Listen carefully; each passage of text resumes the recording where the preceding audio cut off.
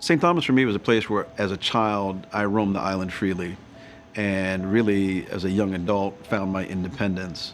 And so some of the first things that I saw were the same places that as a child I had climbed mango trees and kenep trees, and none of those vegetation plants were there. And looking at the devastation of a place where I had really grown up and spent many of my summers and my days. And that was very hurtful because you knew that behind those physical structures were people who were hurting, and the outward vision of the homes and the devastation of the schools and what we saw in the hospital was just a manifestation of what they were feeling and the pain that they were enduring.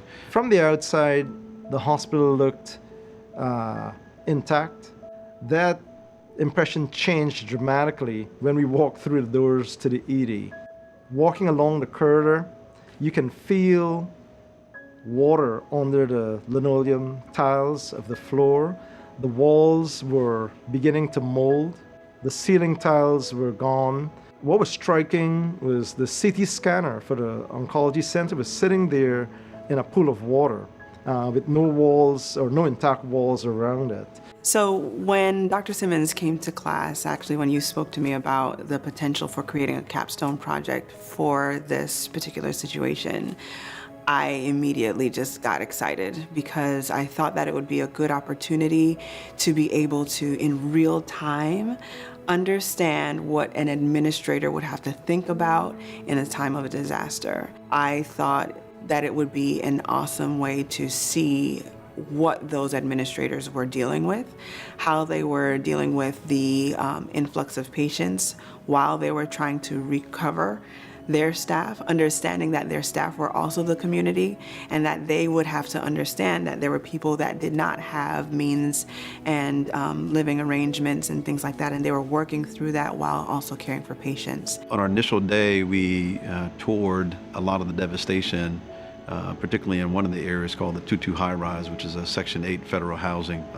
project. Front wall, the back wall was gone. You could see directly through the entire apartment. And our team got out and began taking pictures. And at one instant, the entire team realized that we were in somebody's home.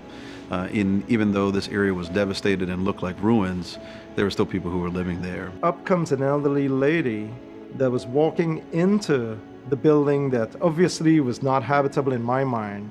So we had a conversation with her and asked her where she was going. She was going to try to recover items from her building. She says, "No, I'm going home. That's where I have to sleep. That's where I have to stay. I have nowhere else to go." About 3 days into ramping up the mobile clinic that we were staffing, this patient came in and remembered us, had heard about us on the radio and where we were going to be located. And we had the opportunity then to care for her, to let her know that she had been in all of our thoughts, to give her the mosquito net that she needed, and to also be able to give her food that we had brought as well as medications that she needed. And what was so striking about her that I remember is that despite the fact that we thought we were caring for her, she reached into her purse and gave all of us biblical scripture and verses and invited us to come to her church and pray with her, which to me was just incredible. The unique situation where you think that you're caring for someone, and yet out of their devastation and their point of need, they actually end up tending to your soul and caring for you. The hospital, Schneider's Regional Hospital, where we stayed and helped to provide care in the emergency department, in terms of their ability to function as a hospital, to deliver care, in my estimation, they were probably about 20 to 30% functional at that time. We came at a time when some of the physicians in the hospital had been working continuously since the hurricane, and this was almost 2 weeks later. We started to work with the U.S. Army that was there. We started work with the Department of Health and some of the other organizations that were on the ground. And we actually set up a temporary clinic in front of the hospital.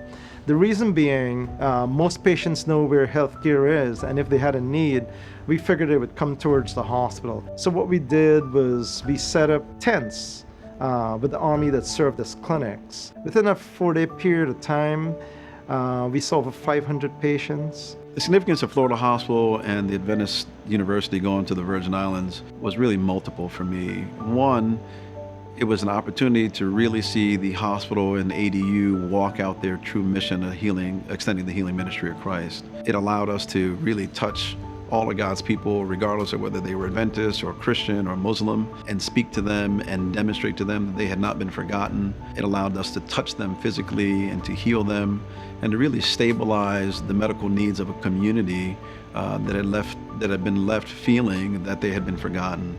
And so for me, that was incredibly meaningful and a very, very proud moment to be a part of this team. As an MHA student, it is important to put theory into practice. It was a great opportunity to not only think about economics and think about team building and problem solving and change management, but to put it into practice in a situation where every moment was important. Every decision was important.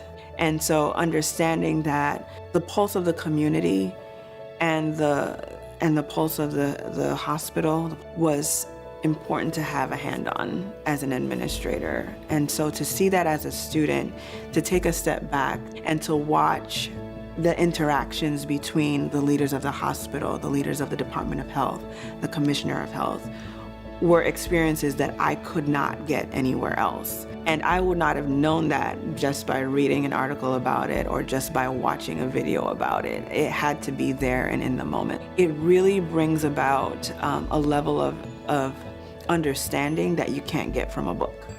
We go to somewhere that's totally devastated. People lost their homes, they lost their property, and the thing that struck me the most in terms of the patient, almost every one of those patients that I saw, to the last one, came with a smile. And the very, very first thing they told me was, "Thank you for coming." Now, if that does not strike you as a clinician, there's nothing else. Well, these are people that lost everything. And the very first thing they said was, "Thank you," with a smile. Amazing, amazing people. I would go there every chance I get if needed.